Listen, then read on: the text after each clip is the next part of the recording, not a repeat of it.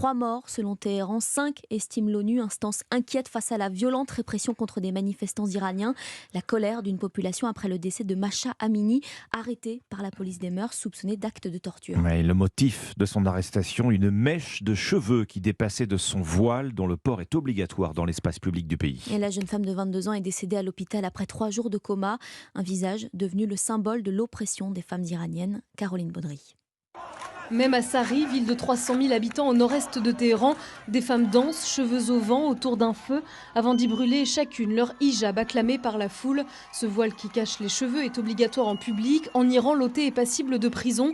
Mais selon ces nombreuses vidéos qui circulent sur les réseaux sociaux, c'est bien tête dénudée que des femmes défilent parmi les centaines de manifestants qui affrontent la police du régime aux 4 coins du pays.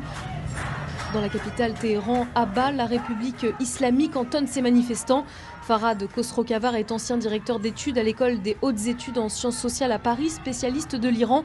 Ce qui est nouveau, selon lui, c'est le point de départ de cette insurrection, la protestation contre le code vestimentaire strict de la République islamique d'Iran. Il y a des femmes maintenant qui n'acceptent plus et qui vont provoquer le régime. Or, énormément de manifestants sont des hommes. Il y a une sorte de solidarité entre les hommes et les femmes. Si cela continue pendant une certaine période, on risque d'assister à l'ébranlement du régime. Ce n'est pas encore le cas en ce moment précis. Une situation explosive sur fond de graves crises économiques et d'une vague de répression depuis l'arrivée au pouvoir du président ultra-conservateur Raïssi en 2021.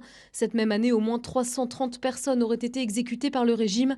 C'est 25% de plus qu'en 2020. Caroline Baudry.